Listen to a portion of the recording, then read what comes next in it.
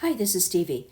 I thought I would do a little sketch based on something that I had painted a couple of years ago of a seagull standing in some water. And this was actually my reference photo, where he was standing in the sand. But as you can see, I changed that to put him in the water, just to add more color and make it a little more interesting. My other objective was to get a loose look to the painting, and I think I accomplished that pretty well. And I wanted to demonstrate how I did that to you today. It's a fun little project to do, and if you'd like to try this out, just use the line drawing that I used. You can take a screenshot of it back at the beginning of the video and follow it along that way.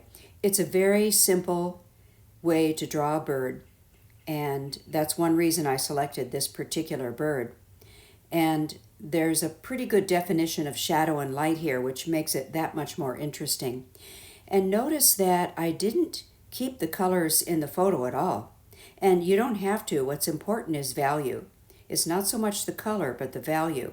So I changed quite a bit, but I really like how it turned out.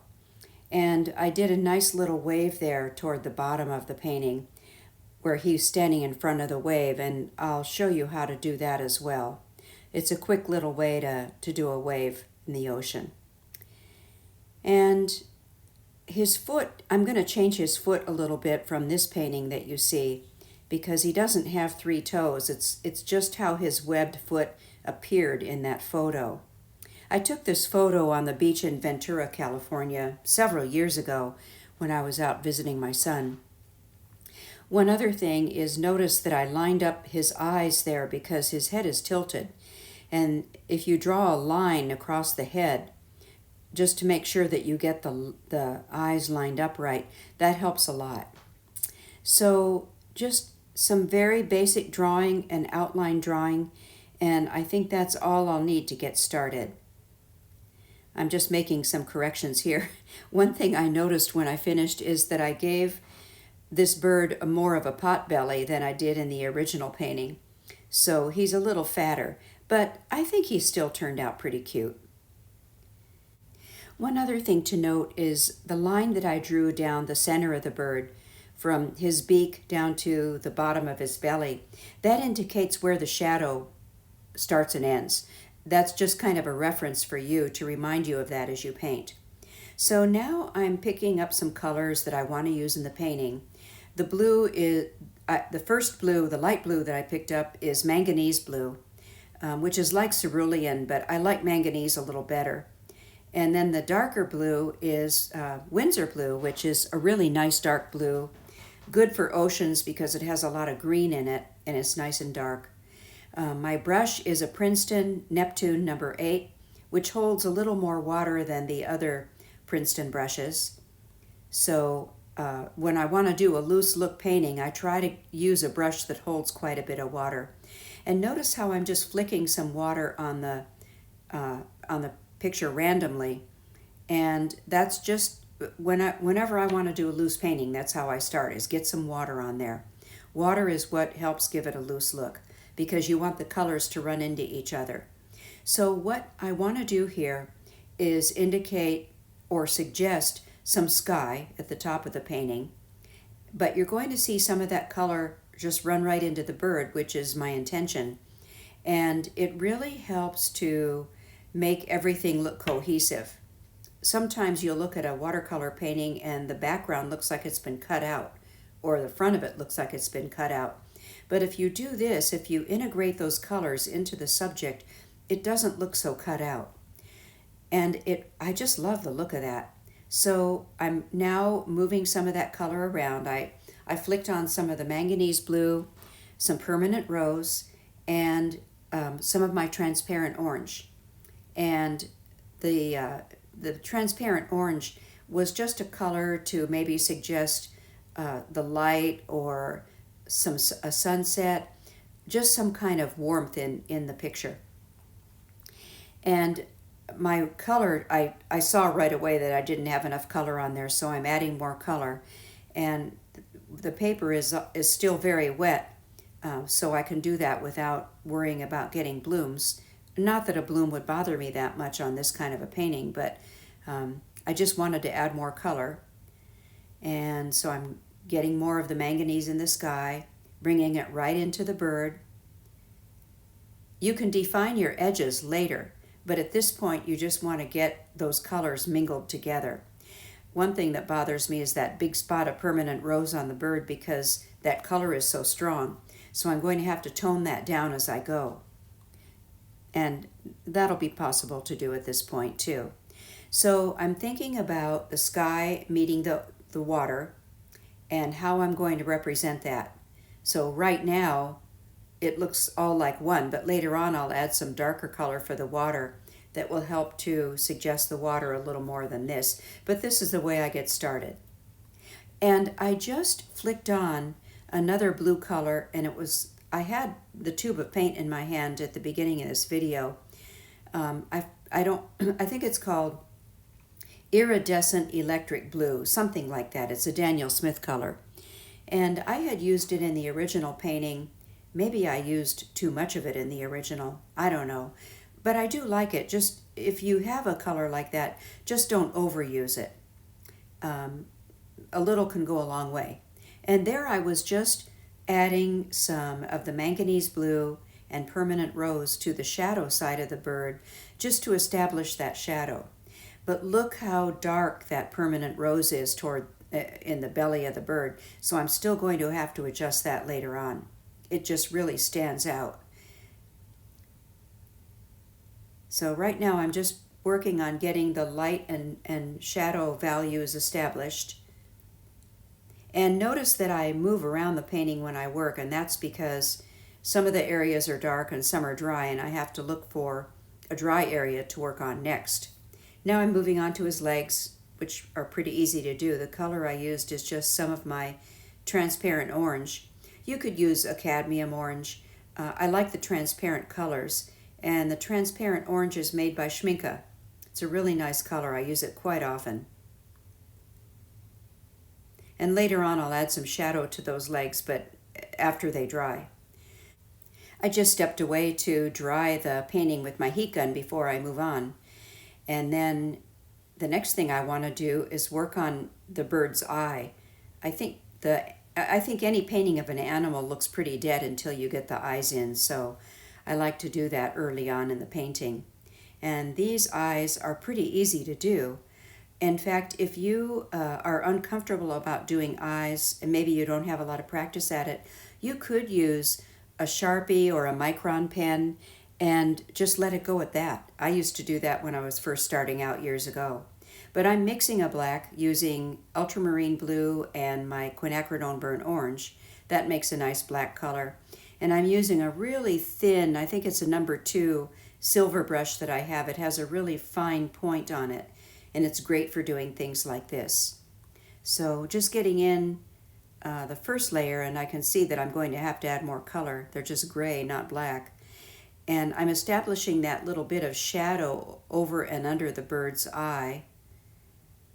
The other eye you don't see very much of, but this eye on the left side of the bird, you can see much more. I may have to go back and darken those eyes up later on. I'll see. Right now I'm adding a little more color. Back to that iridescent blue color. I wanted to get more of that on because I could see that it didn't really show up once the painting dried. And I do like the color, but it's hard to know when to stop or how much you're going to overdo.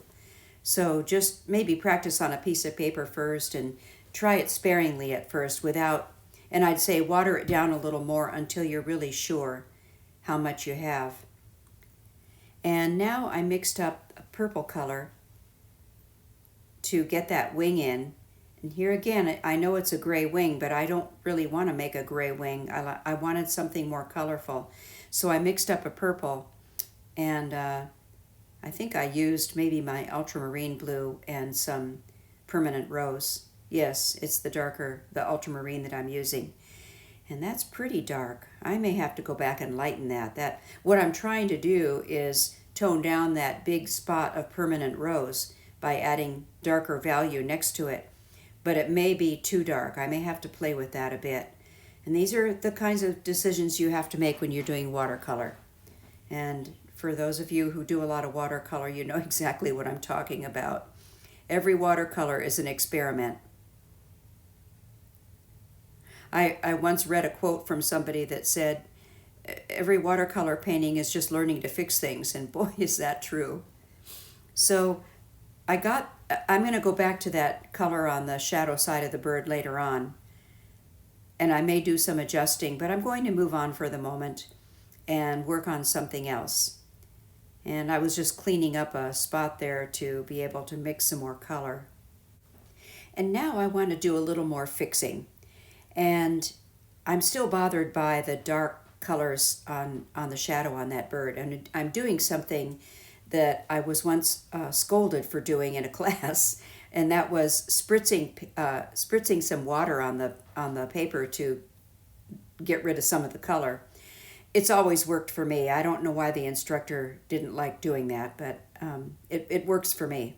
So I could spritz some of that color off, and now go back and add color the way I want it, to the strength that I want it. Lighten it up a bit. And thankfully it took off some of the permanent rose too, which can be a hard color to remove, but it toned it down a bit, which is what I wanted. So that worked out really well.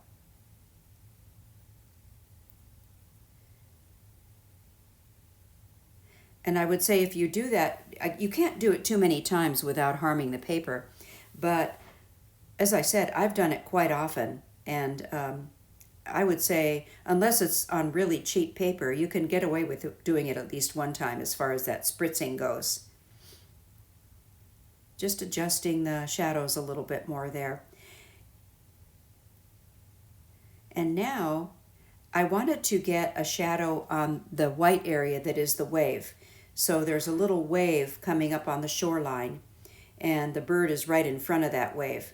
But in order to give it some form, I needed to give it a shadow. And so I had mixed up a little bit of a purple color a shadow color from the manganese blue and the permanent rose.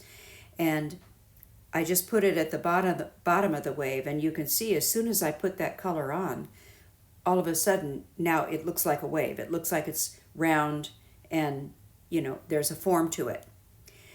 There I'm just adding some of the darker, that's the Windsor blue, and indicating, again, he's closer to the shoreline, so indicating some water behind him, and the shapes that the water makes with the white and the darker colors when you're close to the shoreline. So that's what I'm trying to represent here. And that's all you really need in the way of water. I will put some water in the front too, but as far as how far back should the water go, not very far, and you can see what I'm doing there. And I don't want a definite line between the water and the sky. So that's why I soften that out. And that's pretty much it. And that's enough for the viewer to know that he's standing in the ocean. And that's all the viewer needs to know. Then at the front of the wave, here's where I want to make it dark, because that's what will make that wave show up. Dark against light. So I use that dark Windsor blue to do the water in the front, and leaving some white spaces. That helps to create the look of the water in the ocean, leaving that white. And I just like to leave not a lot, but I like to leave white in my painting. I just think it adds a lot. I rarely do a painting where the entire surface is covered without any white showing. And notice how I pull down some of that color in the front. It sort of looks like a reflection. Just a nice way to finish off the bottom of the painting.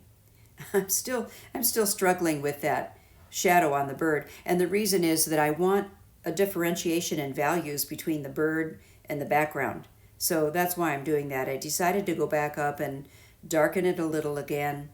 I was just going back and forth with that. The same with the wing on the right side of the bird. I haven't even gotten to the back of the bird yet. But again, just adjusting values, and it's just a back and forth process that you have to do. And sometimes it takes just stepping back and looking at your work to figure out what needs to be adjusted. But I certainly want the bird to be a little darker than the background so that he shows up and it looks like he's in front of everything.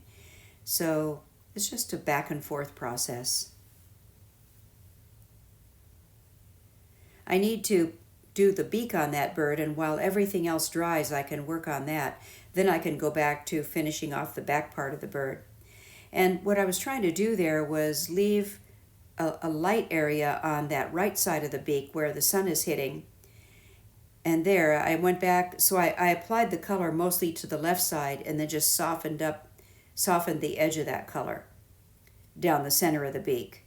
And then in the photo, that bird had a little bit of dark color on the end of his beak, so I added that in as well with that black color that I had mixed up before. I used the ultramarine blue and my quinacridone burnt orange to do that. Now the bird is coming to life a lot more now that I've got the eyes and the beak in there. And then for the back part of the bird, when you look at that photo up in the corner, that's a darker value than even the shadow color on the bird. So that's what I'm trying to do here, is not match the color, but to match the value of that color. And notice how I added some quin burnt orange and then some other kind of blue. I forget what it was. I didn't see. Maybe some of the Windsor blue or ultramarine. But I don't mix them together. I just lay down one color, and then while it's still wet, I add another color. And notice how the colors mingle together when you do that. It gives a really nice look to the painting. I know viewers like that, and it's just, to me, a lot more interesting than just looking at colors that are all blended together.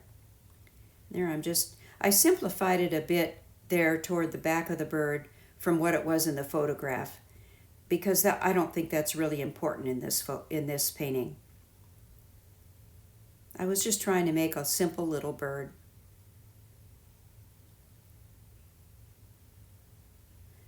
And I just indicated a tail feather.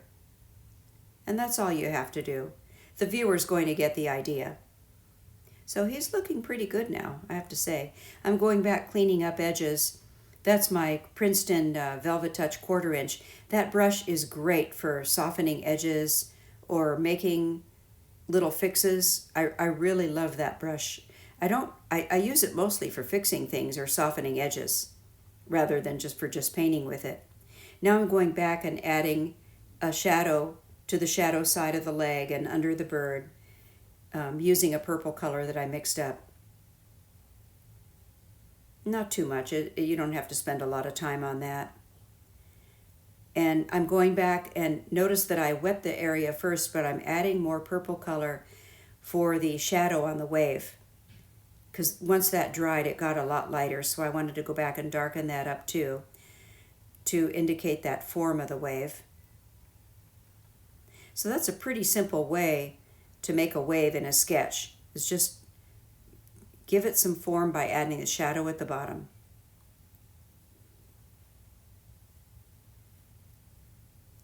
And that looks pretty nice. And I think I just have one remaining thing to do, and that is to get some ripples in the water in the front. Remember, when you paint water, it's flat to the horizon. Make sure it's flat going across your page and not at an angle. One last touch. I didn't put a highlight in the bird's eye, and I didn't save white on the paper to do that. The area was too small. So I have Dr. P.H. Martin's pen white, and that's a nice opaque white ink. And I save it for little touches like this. And I just put a little dab of it on with my really thin brush. I thought I had too much, so I went back and fixed it by adding some more black. But that's all you need. And only the highlight on that one eye, because the other eye you can't really see the whole eye. And that's pretty much it. Oh, I wanted to add, I'm still adding more of that iridescent color, the iridescent blue, because I thought you couldn't see it. It didn't, when I did it in the other painting, I must have used less water and more paint because it really showed up in that painting. And here you can see it a little more, but I had to do a few applications to get it to show. And it's not necessary for this painting, but just a nice touch. So that's pretty much it. There you have it, that cute little painting. And I did go back, this is the final painting, and I went back and softened the area between the shadow and the highlight on the front of the bird. I just softened it with my little 1/4-inch brush. And there you have it, the seagull at the seashore. Thanks so much for watching.